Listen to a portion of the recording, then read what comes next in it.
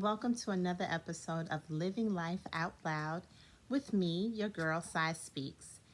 Where on this podcast and these videos, I share 20 minutes or less of hope, empowerment, inspiration, life, laughter, love, and overall dopeness.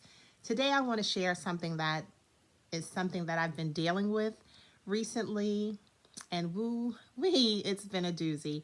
I am a mother to an amazing 11-year-old son, and we have hit the stage of puberty. Now, prior to my son entering into puberty, he's relatively quiet, great child, polite, mannerable, kind of shy, but easygoing and very lovable. But right now, my son is almost a complete and total stranger to me. That sweet, lovable, quiet young man is now this moody, overly emotional and sensitive and downright rude and mean little person that I'm like, I'm sorry, who raised you? Oh, me. Where did you come from? So we're dealing with that, and it hasn't been a smooth journey. It's been a bumpy ride. And to throw into the mix virtual learning, that has been like mixing oil and water. My son, who is normally honor roll student, he is struggling with staying engaged, understanding what the teachers are asking of him. He has 6 different teachers, and each one requires something completely different as far as how and where they submit their assignments. They each have a preference to different apps. So there's no uniformity as far as how you submit the work. There's no, similar manners in which you can contact them. So he's getting a little confused with the policies and the practices. So now he's feeling frustrated because this isn't coming to him as easily as it did in elementary, because now he has transitioned into middle school. Whole new dynamics, new teachers, new structures. And I'm seeing, right, that in elementary school, at his particular school, it's a lot more hand holding. But once you get to middle school, they just throw you out there and it's a sink or swim situation. And now I'm all for teaching our children responsibilities, especially boys, because they will grow up to be men, protectors, providers, priests of their homes, and all that good stuff. So he needs that. And so do our young ladies. We need for our children to be set up in a manner which they will do well in life. But the transition has not been as seamless as I thought it would be. Plus, him going through puberty really has his emotions and his hormones all over the place, and every little thing offends him, sets him off, and it's just like complete shutdown mode. The young man, who is very intelligent, who can speak in complete sentences and holds conversations with the best of them, now communicates via sounds and grunts. And I'm like, oh, okay, that's what we're doing. And when did we shift from being mommy, daddy, mom, dad to bruh? What? How did we get reduced to that? I'm not your bruh.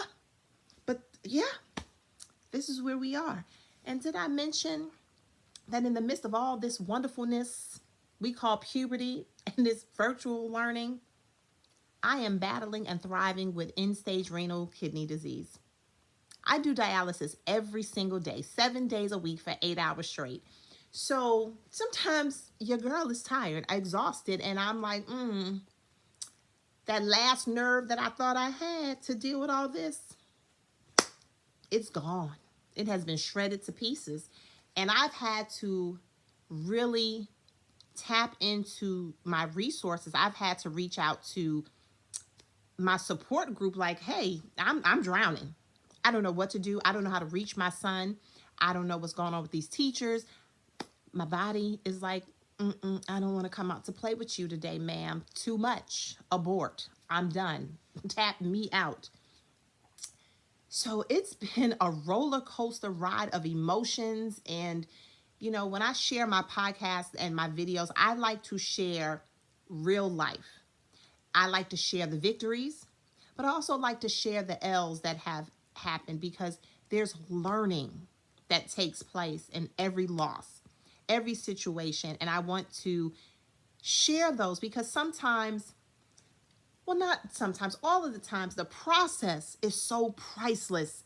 And there's so much wisdom and value in the process that while we're so busy looking for the victorious ending, that we miss the journey that has made the victory even possible.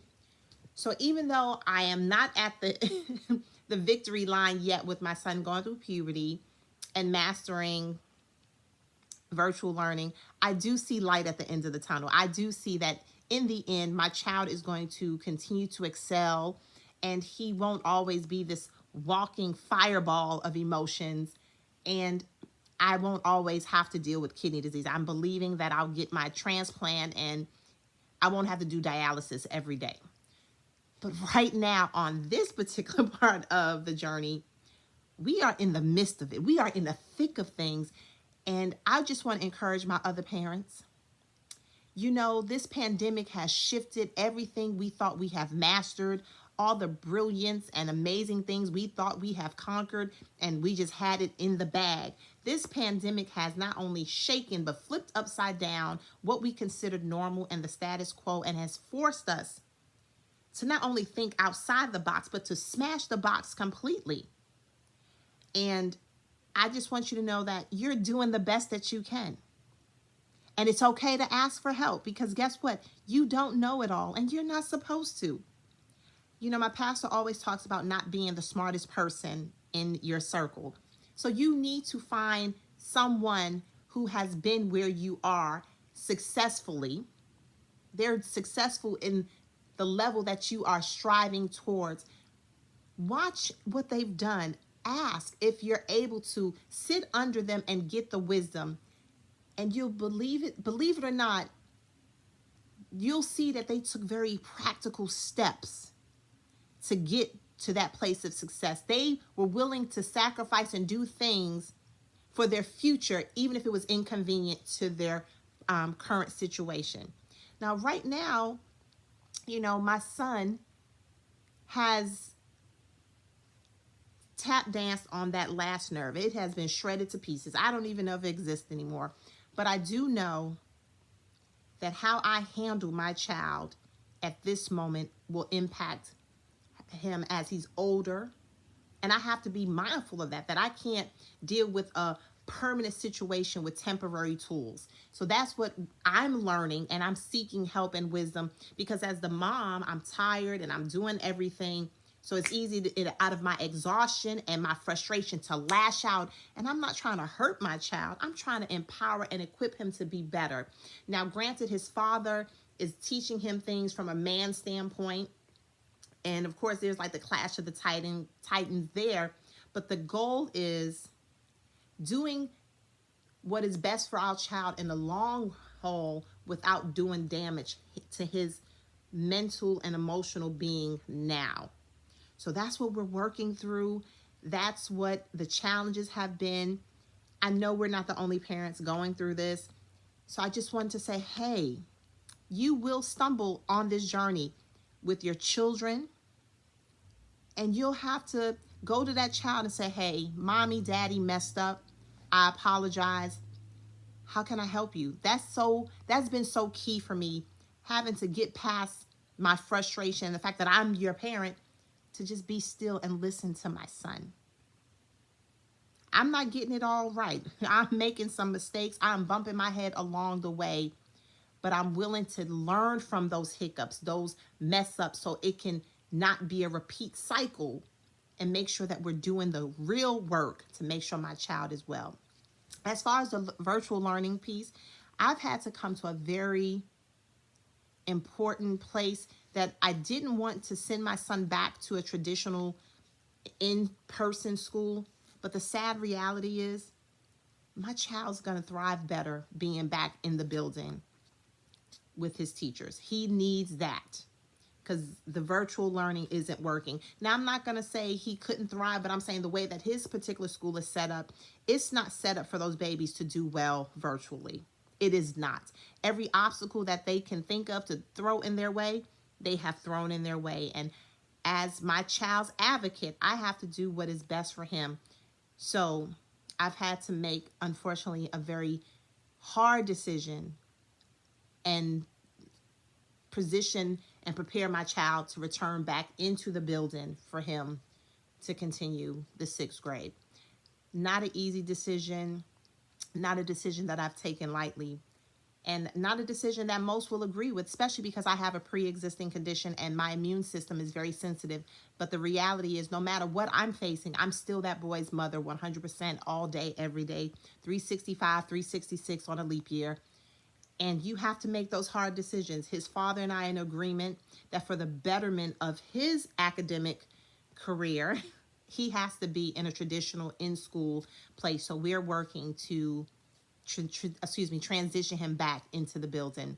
Pray for us. Pray for my son. Pray for his safety, his health, and as well as mine. So yes, parents, this journey called parenthood, it's not an easy one. You're not going to get it all right. Your children are not always going to like you, but you have to do what's in their best interest, and you have to also do what you know is right for the whole being of your child. So yes, it's your girl Sai Speaks, and we're living life out loud. The good, the bad, the ups, the downs, the victories, the losses, the L's, all that, because they all make you who you are. So I say, live life, live it on purpose, and continue to live it out loud. Let's do this.